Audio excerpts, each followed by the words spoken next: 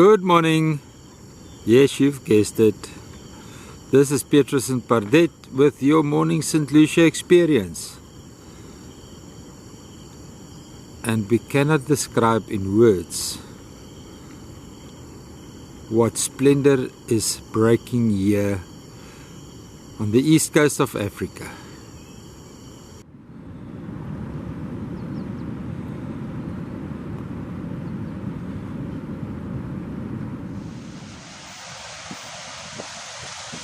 Beautiful day this morning on St. Lucia Estuary beach, just a little bit north of the mouth, current estuary mouth. Water is low. Guys, current conditions, you fish on the incoming tide, on low tide, actually 2 hours before low tide until an hour after low tide. That's when you fish. If it's not comfortable times for you, don't fish. Don't come and fish on the high tide and complain about the sidewash and the grass and the reeds. There was a southeasterly wind blowing during the night, then you fish northern beaches. If a northeasterly has been blowing for quite a few days, you can fish closer to the estuary mouth.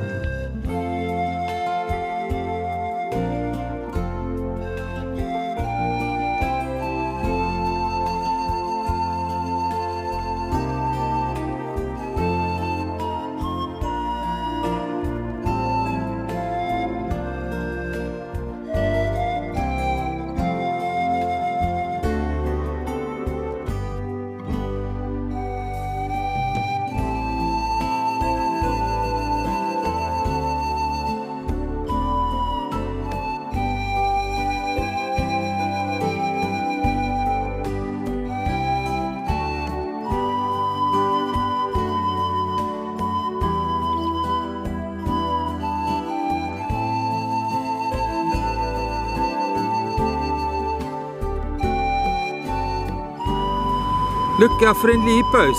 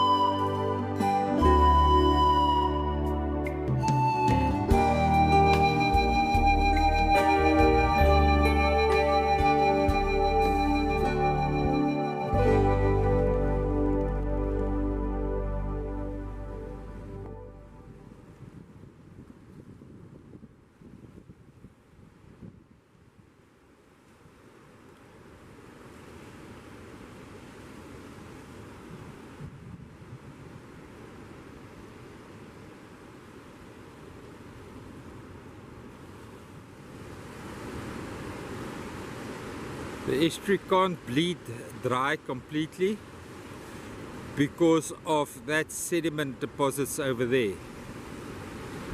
But the ocean can't get in either, because this floor of the estuary is 1.5 meters higher than spring low tides. So the water that comes in to do the estuary functioning will drain out on every low tide.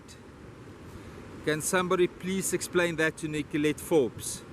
She seems to miss the understanding of you bring sediment in, you rise the floor. That is the Umfolozi River mouth right over there into St. Lucia Estuary.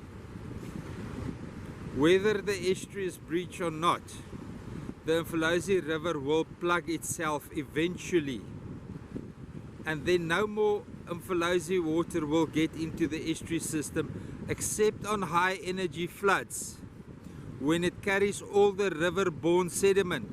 High energy floods can carry heavy solid material.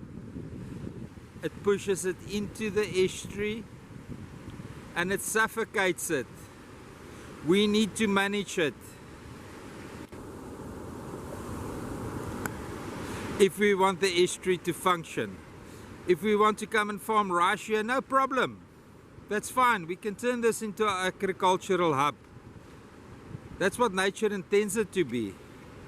Create agricultural land, not only for human consumption but for natural purposes as well.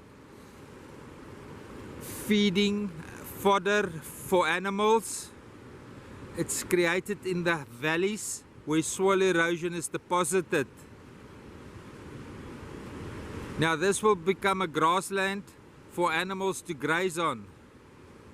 Unfortunately, us as humans, our consumption of earth went up so drastically that we need this estuary to function as an estuary.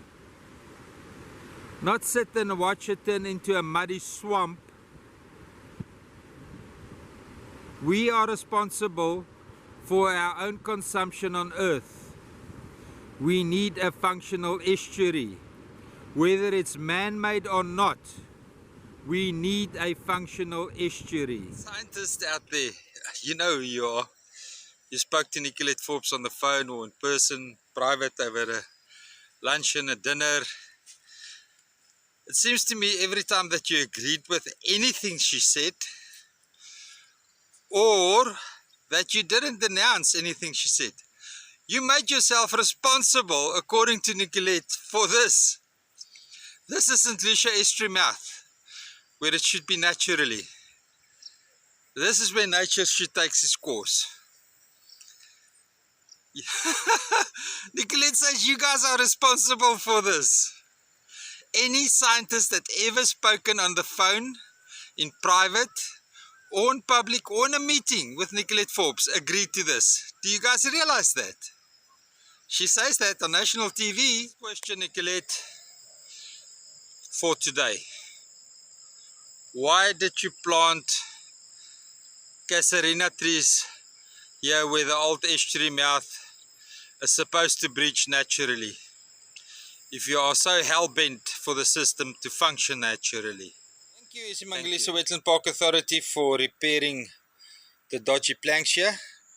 We've got tidal movement there in the front. Let's go, let's go, let's go. I see it, but I can hear it. The water rushing over the mud. That big black mud. Just to the left here, the water is rushing over the mud. We've got some nice tidal movement here. Low tide, the water is draining out. I'll have to be back on high tide to see if the water is coming back in. That will be an interesting exercise. Although the Umfolozi River is still flowing, it's not in flood anymore. But we can see that the amount of sludge it's carrying with it towards St. Lucia Estuary. The sediment that it carries is heavy, and you can see it in the flow of the water. Horrible, horrible, horrible. You can see why the scientists in 1942 decided to divert the Umfolozian flood directly into the ocean.